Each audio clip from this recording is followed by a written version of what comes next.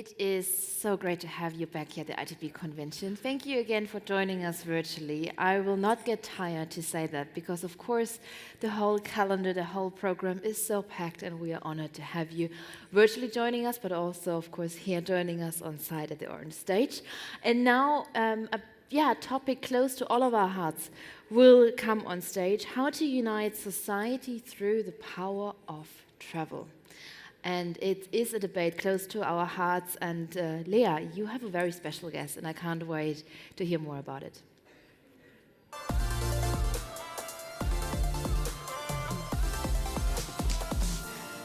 Yes, again, that's right. I have a very special guest. We have another industry leader interview coming up, so I will take a seat in a minute there. And it's not the first time I have this lady joining me, so I'm absolutely thrilled to welcome back on stage with me. Everyone, please join me in welcoming the General Manager, DACH, CEE and CIS at Airbnb, Kathrin Anselm. Please join me on stage.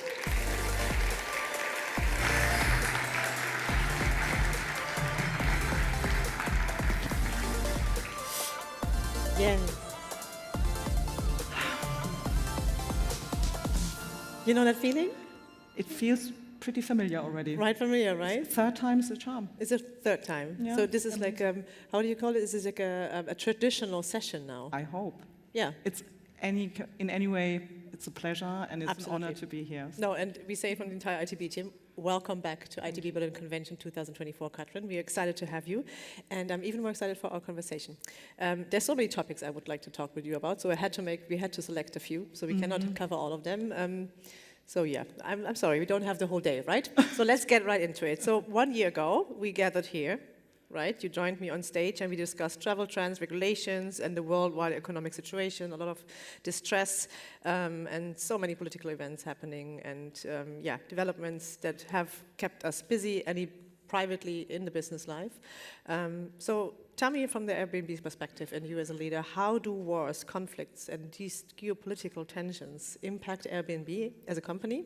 And what would you say is the precise role of travel in this context? Yeah. Yes, they do impact us as a company. Crises, conflicts, geopolitical tensions have a strong impact on the company. And I have to say, I experienced it, and I still do firsthand. Probably few of you know that Ukraine is part of the 25 countries my team and I look after here from our Airbnb headquarters in Berlin. So so what happens is that more safety is needed. We do see profound changes in travel patterns when these crises hit. New regulations, sanctions have to be implemented overnight. And as Airbnb, the way we respond to these crises, and unfortunately it's a bit of a perma situation right now, is, first of all, number one is safety. So making sure that our hosts and our guests are safe. We have a number of protocols and tools implemented. But just to give you an example, when the pandemic hit, wasn't, fully unfolded, we immediately rolled out globally, and we're present in 220 countries, a hygiene protocol to our hosts, because we wanted them to be able to host if they were allowed to, but wanted them to feel safe, but also wanted the guests to feel safe when staying with the host. Another example from a completely different angle, but also Ukraine, is that, for safety reasons, we very early on in the Russian attack on Ukraine, disabled the creation of new listings on the platform because we felt it wasn't safe for the community to allow that. Fun fact, and it's a positive fact, we just rolled that back, just communicated to the Ukraine government, so this is very happy. So be safe. The second is help. And that's maybe something not many of you know, right? At Airbnb, we believe that we should leverage as best as we can the existing business to help in times of crisis. And we've been doing this for 8 years through our Open Homes initiative. Today, it's a full-fledged nonprofit organization called Airbnb.org. The saddest, I'd say, and biggest example is helping refugees from Ukraine. We've provided temporary housing to nearly 140,000 refugees. And then I'd say the third way of responding to this is taking a step back and just, try maybe to attack the root cause, right? And that, the way we see it at Airbnb is to say, can we leverage the power of travel to encourage people, to travel more to countries and cultures they haven't discovered before, to build connection and belonging, and to bridge maybe the divides, and just start to build more unity and more understanding through travel. And we have some exciting numbers actually at Airbnb. So you all know Germany. Germans are fond travelers. They travel often outbound. We see that on the Airbnb platform too.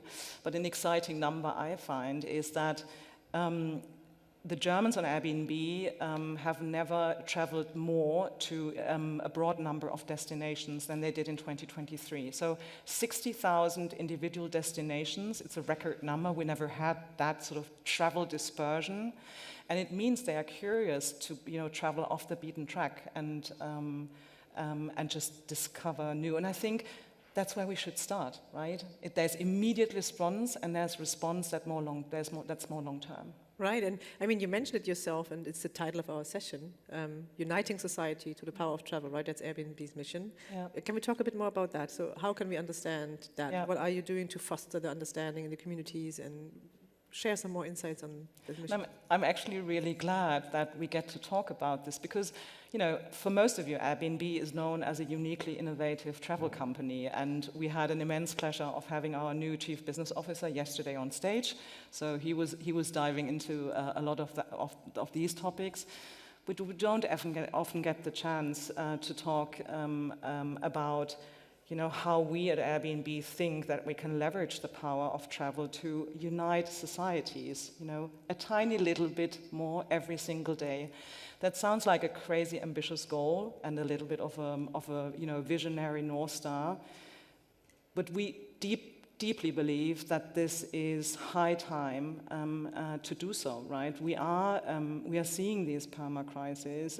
We see that society has never been more divided, and so there's a couple of pillars we built this activity and this commitment on. We just talked about travel dispersion already and encouraging guests to discover new cultures and countries.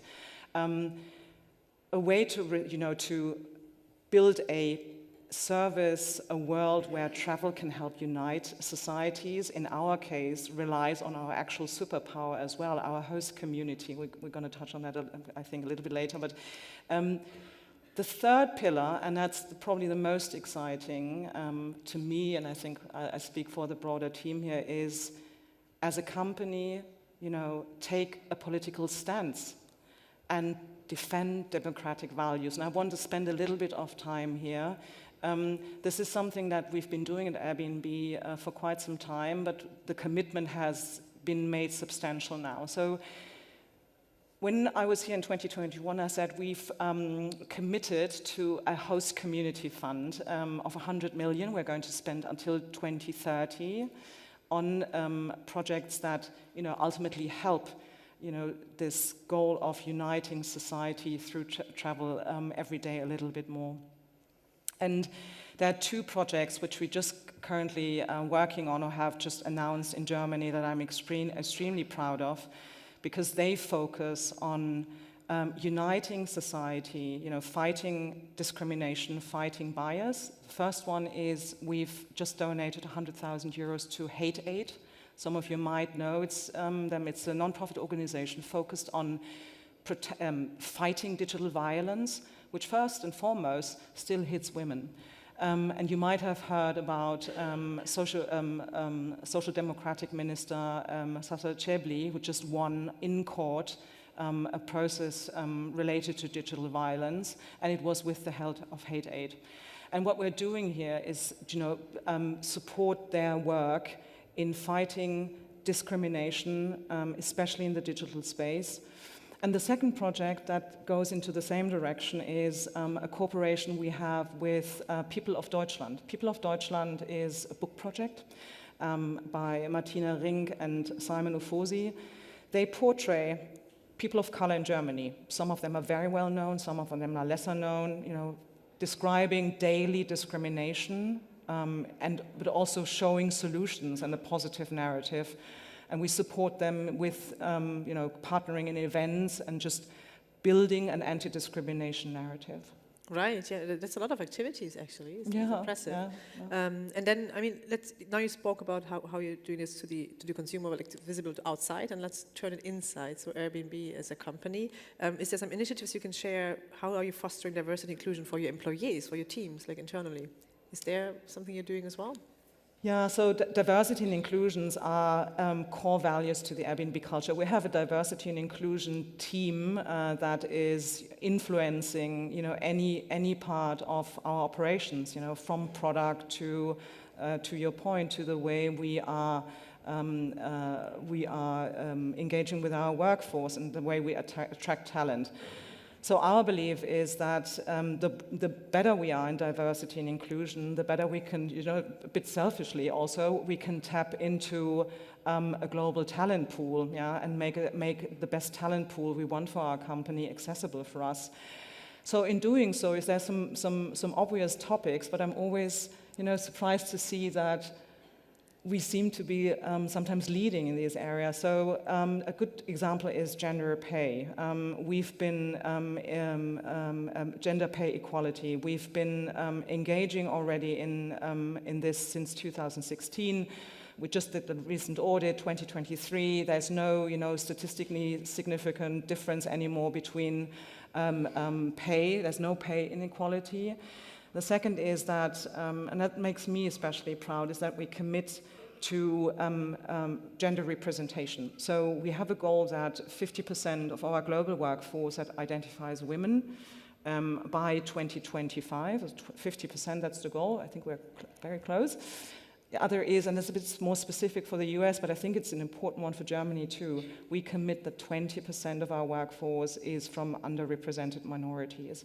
So there's a lot of, you know, gender equality, equal pay, but also a third area I want to shed some light on is, you know, and I think many of you can relate, especially during the pandemic, caregiving for family, kids, but also, you know, for your parents. And I know that from my situation at home, often falls back on, you know, the woman in the partnership, and that makes that this, you know, we can't be as present as we want in our jobs and have the same opportunities. And the way to solve this that we chose to do at Airbnb is be, you know, very comprehensive in a toolkit that provides dedicated childcare, dedicated elderly care, also support, you know, for fertility and adoption. So there's a broad toolkit, but this is just some highlights of how we think about fostering diversity and inclusion just by broadening the talent pool as best as we can. Right, no, it sounds wonderful, yeah, it sounds great. And as we said earlier as well, the simplest thing are often the hardest, right? So you think it should be there already, but it's hard to implement, right, and to execute. So yeah, that's great. And I mean, Airbnb, you said it yourself as well, is a very famous brand, is known as disrupting the travel space, is an innovator. And share about that position. So how does Airbnb position itself as an innovator and trendsetter in our industry? And I mean, especially the most mentioned keyword on this convention and in all the headlines throughout the year is artificial intelligence. So of course, we have to collect your thoughts. Yeah. What is going on with Airbnb and artificial intelligence? Okay, let's yeah, I mean, that's obviously on everyone's mind right now and top of agenda. So, I think one point to highlight is the way we look at AI as a tech company, and we've been always saying that we want to use tech and artificial intelligence to actually, do a better job at bringing people together in real life. That makes us very different from many tech companies or many companies looking into AI, where their focus is more about, automating processes, automating analysis, building great prediction models, etc. We want that too, but we have a specific focus, and that's so much part of our DNA: bringing people together, bridging divides, connecting people in real life. So this is for us the North Star of how we want to use AI. The second element to our AI strategy and vision is that we believe, that there are great players out there who can build the large language models. We're never going to go into that area. It's just not something we think we should do. And Brian Chesky, our founder, recently actually, described it in a very good picture. He said, think of large language models as a highway, autobahn infrastructure. We're not going to build the infrastructure. We're going to build amazing cars that drive on this infrastructure. And I can't share specific, specific descriptions of how AI is going to look at Airbnb. I think we're going to announce more specifics later in the year. But I think, you can be excited for what we want to build. With the pedigree as a design and a product company, we think that we can build one of the most innovative AI travel interfaces. Think of it as the ultimate concierge. And maybe, and very likely you won't even realize that AI is involved. So I'm excited too to see how this unfolds over the course of the year. And the picture is beautiful, sorry. The picture is beautiful, like the Autobahn, I think. So my apologies.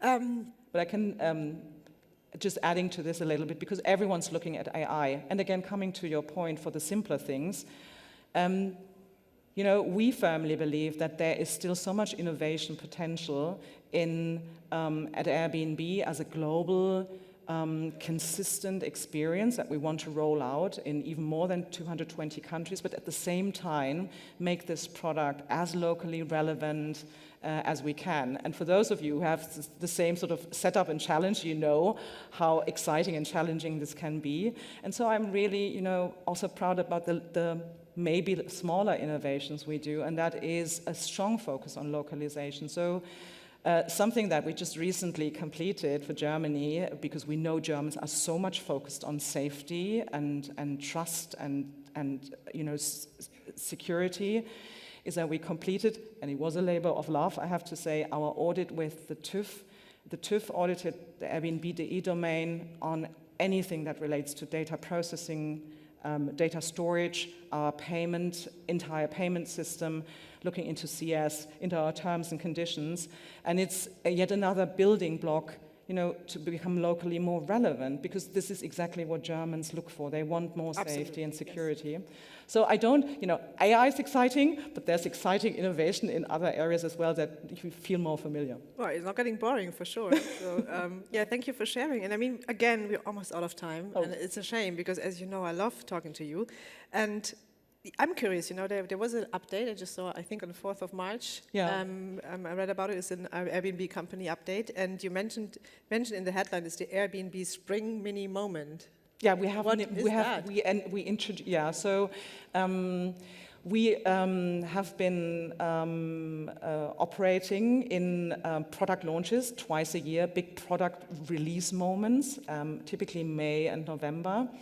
But the feedback we got from our community and from the markets was, we'd love to hear, more, from, what you are working on. Also, product features you released in November. How are they doing? Do you see the first milestones coming in? And we felt, okay, maybe we should start introducing mini moments. So this March, this mini moment is all about reliability. As a German at heart, for my markets, I love it. So 3 highlights on reliability. So the first one is that, imagine on Airbnb, roughly 1 million guests check into their listing every single day, right? And they expect just a seamless, completely reliable experience. And, we took that on and said, we want to launch a verification process for every single listing on the platform. And we are in the middle of things. We've reached the first milestone. We rolled this out in US, Canada, France, UK, and Australia. We have verified, I think by the end of this month, 1.5 million listings. They get a badge. So this is yet another building block in becoming more reliable. We have also taken quality measures. We overhauled our hosting quality system in 2023 and now have announced that we've taken off the platform 100,000 listings that didn't meet the quality standards we want on the platform. And the last one is actually also a pretty exciting one. So think about cancellations, be it a hotel or be it your Airbnb accommodation. What we found out, and we are data nerds, we looked into the data and saw there is a good part of our cancellations that for broad reasons actually can be avoided. And so we worked on tools and new policies, and actually we see the first successes rolling in. So in the last quarter, we saw that host cancellations, so hosts saying, I can't keep that reservations, declined by, were reduced by a third. And, especially for Germans who tend to book very long in advance, and want to have safety and reliability, on average on our platform, 60 days before check-in. I think that's yet another element I'm pretty excited about. So that's the mini moment March. Right, it's not mini though. There's a little bit going on. Happening. Well, I mean, time is almost off, so Kathrin, thank you so much. Thank Tell you. us again, because I know you have very good coffee, you have organic cookies. I've been at your booth yesterday evening, it's amazing. Where do we find you guys? Yes, that's true. So please join us in Hall 9. We are booth 319, and I can safely say we have the best barista coffee at ITB. We have organic cookies from a bakery in Prenzlauer Berg. So please do all join us and meet us for a coffee. Yes, I saw people nodding in the audience. So I think there's people that are willing to vouch for this. So I'll come by. Thank you so much. And again, thank you so much for coming in on stage again on ITB Berlin Convention. Everyone, thank you. Kathrin Anselm from Airbnb. It was great to have you. And I head back to Katie. Thank you.